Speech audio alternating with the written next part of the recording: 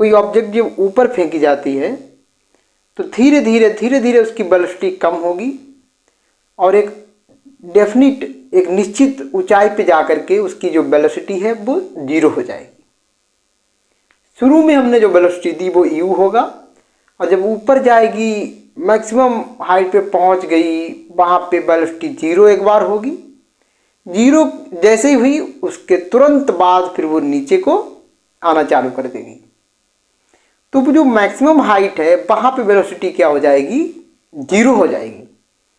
कोई ऑब्जेक्ट आप ऊपर फेंकोगे तो मैक्सिमम हाइट पे एक बार वो पहुँचती है तो वेलोसिटी 0 होती है और फिर से नीचे को आने लगती है, फिर से वेलोसिटी आपकी बढ़ने लगती है। तो मैक्सिमम हाइट पर क्या होगा, वेलोसिटी 0 हो जाएगी। हमें ये ध्यान रखना है, इसी चीज़ को हम लोग अपने यहाँ पे यूज करेंगे। तो हेलो एवरीवन, कैसे हैं आप सभी लोग? आई होप सभी लोग अच्छे होंगे और तैयारी भी ठीक चल रही होगी। और अब हमें तैयारी बहुत अच्छे से करनी है, इस थोड़ा फास्ट करनी है, क्योंकि हमको जो है अब एग्ज़ाम की डेट मालूम हो चुकी है और हमारा जो प्रिपरेशन है वो भी हमें बहुत अच्छे से करनी पड़ेगी, क्योंकि हमारी जो वैकेंसी आई है वो उसकी नंबर ऑफ पोस्ट कम है। लेकिन उस चीज़ से आप परेशान ना हो, क्योंकि रेलवे ने बहुत सी हमारी वैकेंसी को जो है उसको अनाउंस कर दिया है और वो वैकेंसी धीरे धीरे आती रहेंगी। तो हमारे लिए चांस, अब एक वैकेंसी में अगर नहीं हमारा कोई प्रॉब्लम आ रही है तो हमारे लिए और बहुत सारे चांस हैं। तो हमें बस अब ये ज़रूरी है कि हमें अब तैयारी बहुत अच्छे से करनी है। तो हमें तैयारी करते रहना है। वैकेंसी अब हमें देखने को मिलती रहेंगी, तो हम लोग जो है अब अच्छे से तैयारी करते रहें। आप रात में पढ़ सकते हैं, अर्ली मॉर्निंग में सुबह जल्दी उठने की कोशिश करिएगा। और हम लोग आज अपने इस वीडियो में बात करने वाले हैं गति के समीकरण, यानी कि इक्वेशंस ऑफ मोशन। बहुत ही इम्पोर्टेंट टॉपिक है। हमारे हर एग्जाम में यहाँ से क्वेश्चन आपसे पूछे जाते हैं, चाहे वो हमारा MCQs में भले सीधे फार्मूला पूछ लें, फार्मूला बेस्ड कोई कंसेप्ट आपसे, कोई फार्मूला को घुमा के कैसे भी आपसे क्वेश्चन पूछ सकते हैं। हम लोग वो सब चीज़ें बात भी करेंगे आज अपने इस वीडियो में। दूसरा, आपका ये जो हमारे इक्वेशन होती हैं, इन पर बेस्ड आपके न्यूमेरिकल भी पूछ लिए जाते हैं, तो हमें बहुत अच्छे से समझना है। इसके बाद कल हम लोग इसी मोशन जो हमारा चैप्टर चल रहा है उस पर क्वेश्चन लेकर के आएंगे। अभी हम लोग बीच में क्या कार्य ऊर्जा पर आधारित हमारे प्रश्न जो हमारे रेलवे में पूछे गए हैं उनको हम लोग सॉल्व करने लगे थे। हम लोग अपना फिर से यही कंटिन्यू करते हैं और इससे रिलेटेड हम लोग कल जो है क्वेश्चन को सॉल्व करेंगे। तो अभी हमारे चैनल पे अगर नए हैं तो हमारे चैनल को सब्सक्राइब कर लें, जिससे कि आपकी रेलवे की तैयारी अच्छे से होती रहे और साइंस में आपका कोई क्वेश्चन ना छूटे। मैं पूरी जिम्मेदारी से कह रहा हूँ और पूरी जिम्मेदारी से आपकी तैयारी करवाने का मैंने ठान लिया है। तो चलिए हम लोग स्टार्ट करते हैं अपना आज का वीडियो। गति के समीकरण, इसमें हम लोग कुछ हमारे वेरिएबल्स आते हैं, उनको हमें जानना होगा। सबसे पहले हम लोग u की बात करें, स्मॉल u, तो यहाँ पे u क्या होता है आपका इनिशियल वेलोसिटी। मैं पहले हिंदी में लिखता रहूं हमारा प्रारंभिक वेग होता है, प्रारंभिक वेग। इसी को हम लोग कहते हैं इनिशियल वेलोसिटी, इनिशियल वेलोसिटी। दूसरा यहाँ पे हमारा वेरिएबल आएगा v, जो होता है आपका अंतिम वेग, अंतिम वेग। इसको हम लोग फाइनल वेलोसिटी बोलेंगे, फाइनल वेलोसिटी। और यहाँ पर आपका स्मॉल a आएगा, जो कि आपका त्वरण होगा, जिसको हम लोग एक्सेलरेशन कहते हैं।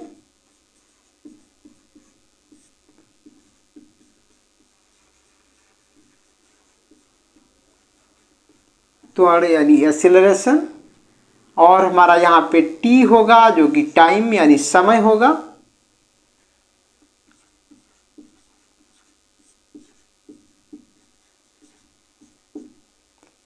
और यहाँ पे हम लोग एस लेंगे जो हमारा दूरी या डिस्टेंस जिसे बोलेंगे डिस्टेंस। तो इतने वेरिएबल यहाँ पे आपके यूज होने वाले हैं। इन्हीं वेरिएबल्स में हमारा जो रिलेशन निकल के आता है गति के लिए, उसको हम गति के समीकरण या मोशन ऑफ इक्वेशन कहते हैं। तो मोशन ऑफ इक्वेशन होते क्या हैं? वे समीकरण या वे इक्वेशन जो हमारे प्रारंभिक वेग, अंतिम वेग, त्वरण, एक्सीलरेशन, डिस्टेंस में रिलेशन बताते हैं, संबंध बताते हैं। ऐसे समीकरण को हम गति के समीकरण या इक्वेशन ऑफ मोशन कहेंगे। तो देखते हैं हम लोग यहाँ पर सबसे पहला जो हमारा गति का समीकरण है वो क्या है, हम लोग यहाँ पे लिख रहे हैं। हम नंबर 1 डाल के लिख रहे हैं v equal to you plus a. आपको ध्यान रखना है क्योंकि कॉम्पिटिटिव एग्जाम की हम लोग तैयारी कर रहे हैं, तो यहाँ पे क्वेश्चन को बड़ा ही सावधानी से पढ़ना है। यहाँ पर अगर प्लस साइन लगा है माइनस भी लग सकता है। बहुत ध्यान देने वाली बातें हैं छोटी छोटी, यही हमको एग्जाम में 1-2 नंबर से पीछे कर सकती हैं। तो प्लस लगा है यानी कि जो ए है हमारा वो पॉजिटिव एक्सेलरेशन है। गाड़ी की स्पीड अगर बढ़ रही हो, आपको बताएंगे नहीं कि आपको ए पॉजिटिव लेना है या निगेटिव लेना है। हमारे क्वेश्चन में आपको ये पता लग जाएगा कि ये गाड़ी हमारी रुक रही है या बढ़ रही है, मतलब तेजी से दौड़ रही है। अगर गाड़ी में ब्रेक लगाया जा रहा है तो ए की वैल्यू माइनस लेनी पड़ेगी। ए की वैल्यू कैसे लेनी पड़ेगी? माइनस। ये ध्यान रखना है, ठीक है। उस समय जो ए होता है वो हमारा रिटार्डेशन या मंदन होता है, हम लोग पढ़े हैं। और अगर गाड़ी हमारी स्पीड बढ़ती है तो वहां पर ये प्लस साइन दिया जाएगा। तो ध्यान रखें, क्वेश्चन में अगर आपसे ऐसे पूछ लें कि कोई गाड़ी ब्रेक लगा रही है तो टी समय बाद उसका वेलोसिटी कितनी हो जाएगी, जबकि उसका एक्सीलरेशन ए है। मैंने क्या बोला कि कोई गाड़ी है और ड्राइवर ने उस पर ब्रेक को अप्लाई कर दिया है तो उसमें एक्सेलरेशन ए पैदा हो गया है। तो टी समय बाद उसका जो वेग है या वेलोसिटी है वो कितना हो जाएगा? टी समय बाद उसकी वेलोसिटी कितना हो जाएगा, जबकि उसमें एक्सेलरेशन कितना आ गया है? ए आ गया है। तो आपसे ये पूछा जाए तो हमारा फार्मूला आएगा यहाँ पर v equal to U minus A T. Minus लग जाएगा। ऑप्शन में आपका u प्लस ए टी भी दिया है और u माइनस ए टी भी दिया है। तो आपने ये पढ़ा है, आप इस पर टिक कराया तो गलत हो जाएगा, क्योंकि उसने बोल दिया कि गाड़ी में ब्रेक अप्लाई कर दिया गया है। ठीक, बात समझ गए यहाँ तक? तो ये गलती हमसे नहीं होना है, हमें बहुत अच्छे से पढ़ना है, ठीक है। ये जो है आपका यहाँ पे एक्सेलरेशन है, इसको लीनियर एक्सेलरेशन भी कहते हैं। क्या बोलते हैं? लीनियर एक्सेलरेशन बोलते हैं।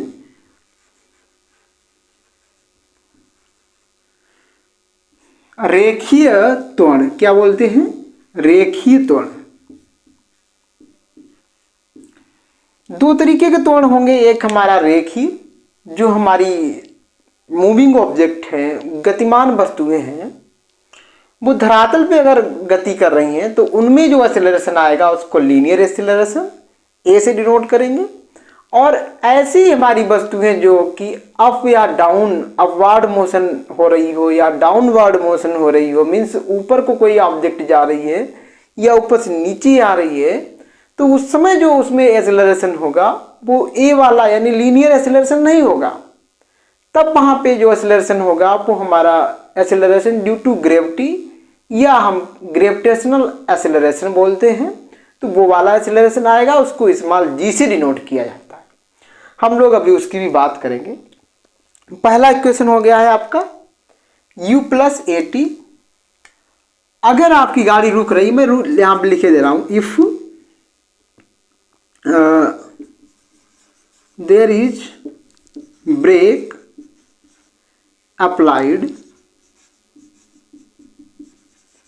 ऑन मूविंग ऑब्जेक्ट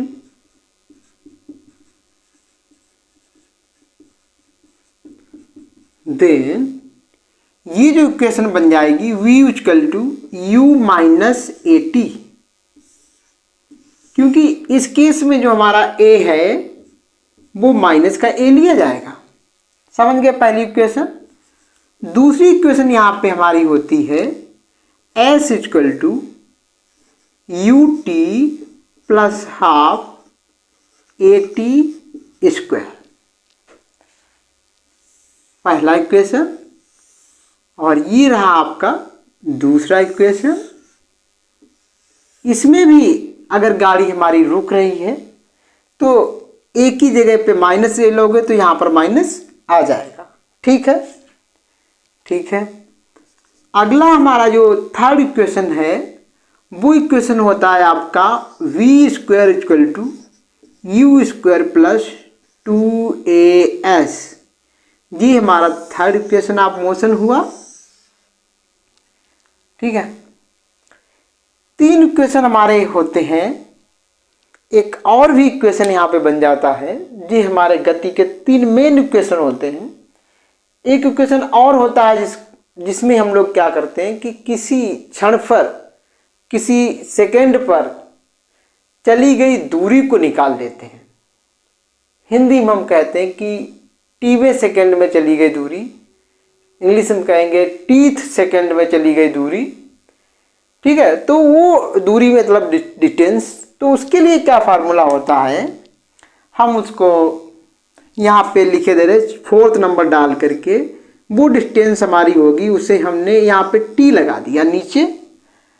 इससे पता लगेगा कि ये टी समय पर चली गई दूरी है, किसी एक हमारे खास समय पर, एक मतलब इंस्टेंटेनियस आप डिस्टेंस कह सकते हो।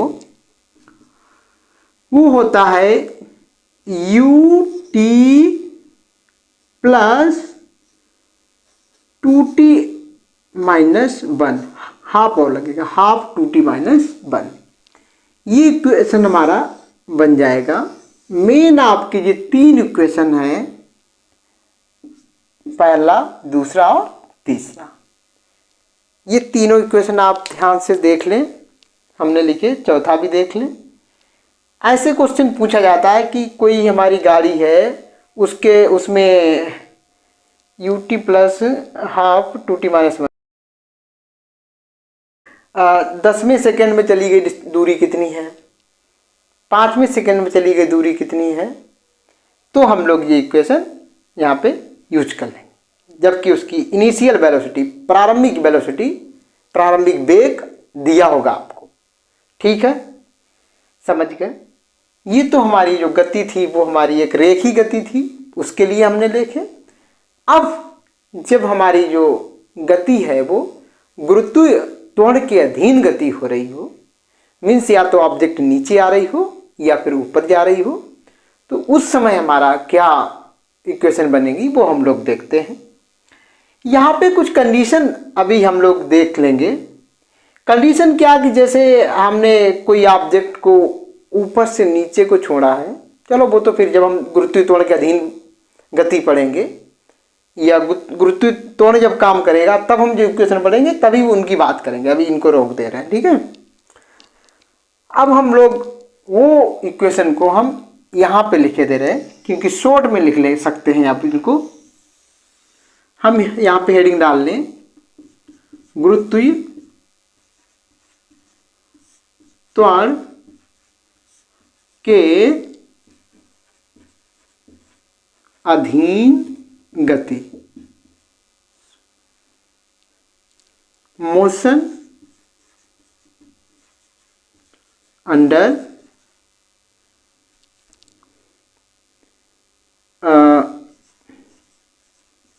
Gravitational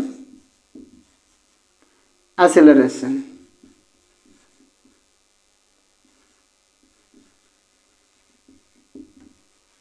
gravitational acceleration. अब इसमें आपको करना क्या है, जो आपने इक्वेशन यहाँ बनाए हैं उसी में क्या कर देना है, एस की जगह पे एच पुट कर देना है, और आपका जो ए है उसकी जगह पर जी को पुट कर देना है। अभी हम मान ले रहे हैं कि ऑब्जेक्ट हमारी नीचे को आ रही है। जब भी ऑब्जेक्ट नीचे को आएगी तो हमारी जो जी है वो पॉजिटिव ली जाएगी। जब नीचे को मोशन होगी, डाउनवर्ड मोशन होगी, तो जो हमारी जी आई है वो प्लस में ली जाएगी। जब ऊपर को मोशन होगी, अपवार्ड मोशन होगी, तो जी है वो कैसा लिया जाएगा, माइनस का लिया जाएगा। याद रखेंगे आप। तो अब जो पहली इक्वेशन आपकी थी यहां पर क्या थी, u प्लस नहीं sorry b equal to you plus A T था। क्या था पहली इक्वेशन हमारी थी v equal to you plus A T. तो a की जगह पे हम t डाल देंगे तो पहला इक्वेशन बड़ी आसानी से बन गया। दूसरा इक्वेशन आपका था s इक्वल टू, तो हम s नहीं h लिखेंगे, यू टी प्लस हाफ, ए की जगह ए आया था वहां पे, यहां पे जी लेंगे टी स्क्वायर। तो जी आपका बन गया दूसरा इक्वेशन। तीसरा इक्वेशन हम लोग यहां पे लिखें तो तीसरा इक्वेशन आपका क्या बन जाएगा, तीसरा था हमारा v square equal to you square plus 2a s, a की जगह पे जी और एस की जगह पर एच। तो ये तीसरा इक्वेशन भी आपका बन गया। तीनों इक्वेशन बन गए, लेकिन ये कब के लिए है, जब हमारी ऑब्जेक्ट नीचे आ रही हो। अब अगर ऑब्जेक्ट ऊपर जा रही है, अपवार्ड मोशन के लिए बात करें तो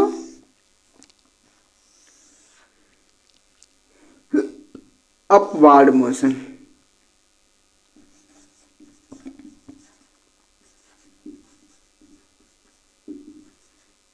दिख रहा है सही से, तो इसको थोड़ा बड़ा लिख दूं। अपवार्ड मोशन है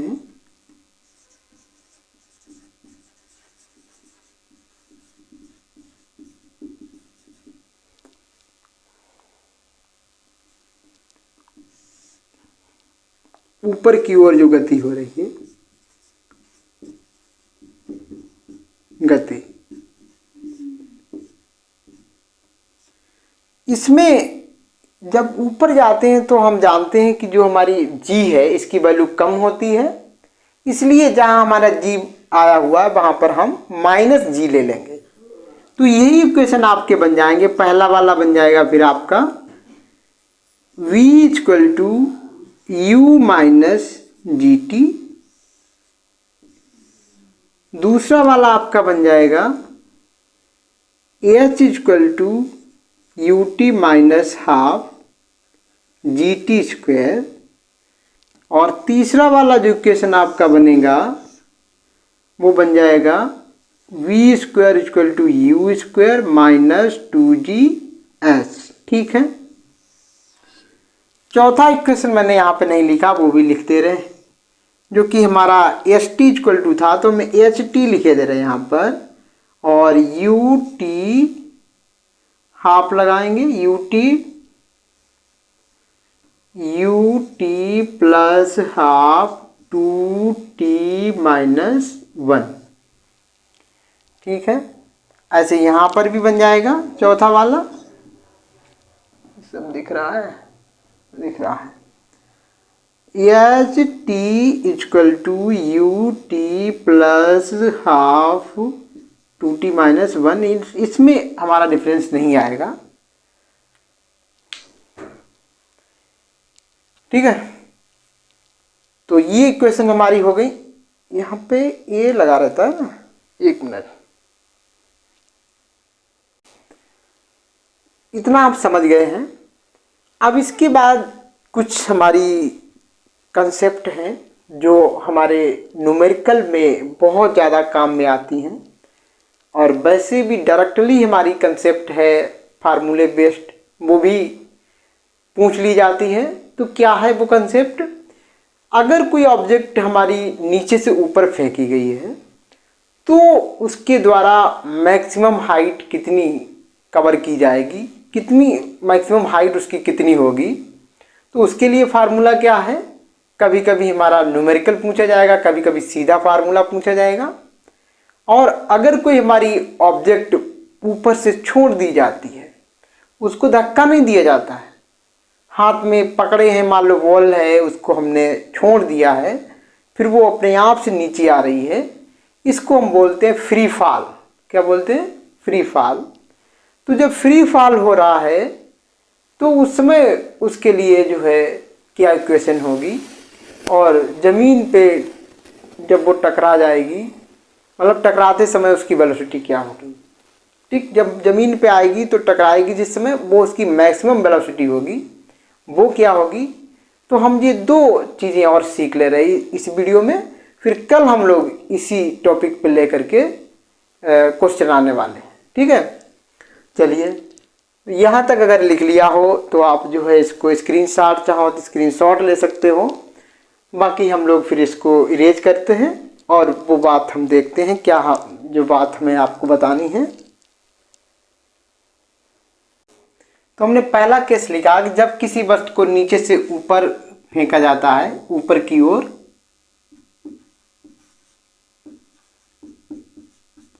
ऊपर की ओर फेंका जाता है, तो ऐसे में क्या होगा, कोई ऑब्जेक्ट जब ऊपर फेंकी जाती है तो धीरे धीरे उसकी वेलोसिटी कम होगी और एक डेफिनिट, एक निश्चित ऊंचाई पे जाकर के उसकी जो वेलोसिटी है वो 0 हो जाएगी। शुरू में हमने जो वेलोसिटी दी वो u होगा, और जब ऊपर जाएगी मैक्सिमम हाइट पे पहुंच गई, वहाँ पे वेलोसिटी 0 एक बार होगी। 0 जैसे ही हुई उसके तुरंत बाद फिर वो नीचे को आना चालू कर देगी। तो वो जो मैक्सिमम हाइट है वहाँ पे वेलोसिटी क्या हो जाएगी, 0 हो जाएगी। कोई ऑब्जेक्ट आप ऊपर फेंकोगे तो मैक्सिमम हाइट पे एक बार वो पहुँचती है तो वेलोसिटी 0 होती है, और फिर से नीचे को आने लगती है, फिर से वेलोसिटी आपकी बढ़ने लगती है। तो मैक्सिमम हाइट पर क्या होगा, वेलोसिटी 0 हो जाएगी। हमें ये ध्यान रखना है, इसी चीज़ को हम लोग अपने यहाँ पे यूज करेंगे। तो हम लिख रहे हैं एट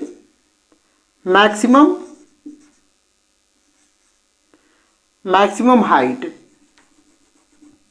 मैक्सिमम को हम मैक्स लिखे दे रहे हैं, हाइट। मैक्सिमम हाइट पे क्या होगा, जो b है वो 0 आपका हो जाएगा।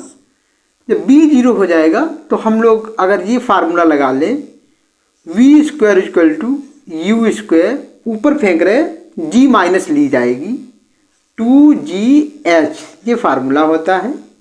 यहाँ पे 0 डाल दें तो you square minus 2gh, 2gh को इधर ले आओ या यू स्क्वायर को इधर ले आओ, तो यू स्क्वायर उधर प्लस है, इधर आकर के माइनस, और इधर माइनस का 2gh, माइनस माइनस यहाँ से कैंसिल हो जाएंगे। यहाँ से स्क्वायर हटा लें तो u इक्वल टू आ जाएगा, स्क्वायर हटाओ इधर क्या लग जाएगा, स्क्वायर रूट। इतनी बात तो आप जानते हैं, जब इधर से स्क्वायर हटाते हैं तो उधर स्क्वायर रूट लग जाता है। तो ये हमारा फार्मूला बन जाता है इनिशियल वेलोसिटी के लिए, कि उसकी शुरुआत में वेलोसिटी इतनी उसे देनी पड़ेगी तो मैक्सिमम हाइट पे पहुंच जाएगी, या इतनी वेलोसिटी दी गई है तो वो जो है मैक्सिमम हाइट उसने कितनी कवर की है वो भी हम लोग यहाँ से निकाल पाएंगे। देखिए कैसे निकालते हैं यहाँ पर मैक्सिमम हाइट को। तो मैक्सिमम हाइट को अगर हम लोग यहाँ से निकालें, एच इक्वल टू यू, यहाँ यू है, यू स्क्वायर है, और 2g को और इधर भेज दो तो ये इक्वल टू आ जाएगा यू स्क्वायर अपॉन 2g। नहीं समझे बात को, फिर से देख लीजिए। इस साइड में क्या है, यू स्क्वायर, ठीक बात। 2g को यहाँ से हटा दो, ये चीज़ इनटू में है, कहाँ जाएगी, अपान में पहुँच जाएगी 2g, और इक्वल टू में क्या, h। अब समझ में आई बात। इसी बात को आप क्या लिख सकते हो, h को पहले लिख लो, इसको बाद में लिख दो, तो h इक्वल टू आ जाएगा यू स्क्वायर अपान में 2g। तो ये भी आपसे फार्मूला पूछा जा सकता है, इसे अब h मैक्स बोलेंगे। मैक्स मतलब मैक्सिमम हाइट कितनी होगी, उसके लिए फार्मूला क्या है, यू स्क्वायर अपान 2g। बहुत इंपॉर्टेंट पॉइंट है, इतना समझ गए। अगर यही कंडीशन हम लोग यहाँ पे यूज कर लें इक्वेशन, पहली इक्वेशन क्या कहती है, v equal to you plus, ये ऊपर जा रही है तो माइनस लेंगे, u माइनस जी टी लेंगे, u minus G T, v की जगह पे 0 आ जाएगा, u माइनस जी टी। अब देखिए u को इधर ले आइए तो माइनस u, इधर माइनस का जी टी, माइनस माइनस खत्म हो जाएंगे। यहाँ से अगर t की वैल्यू निकालें, t की वैल्यू, तो u अपान जी आ जाएगा और यहाँ क्या है t। तो t यानी कि उसे वहाँ पर पहुँचने में कितना टाइम लगेगा, तो u अपान जी, एक नया फार्मूला और बन के तैयार हो जाता है। ये चीज़ें आप देख लीजिए, समझ लीजिए, बहुत ज़रूरी है। आपसे कैसे भी एग्जाम में क्वेश्चन पूछा जा सकता है, ठीक है।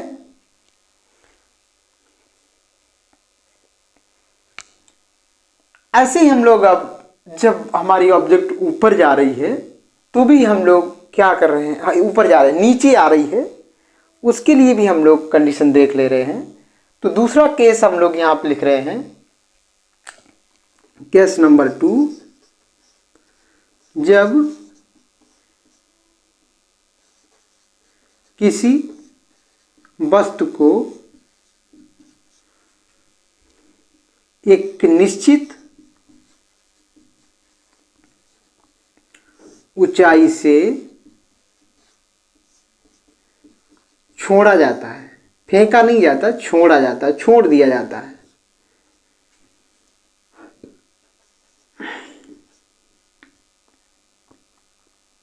इसे ही कहते हैं फ्री फॉल। क्या बोलते हैं?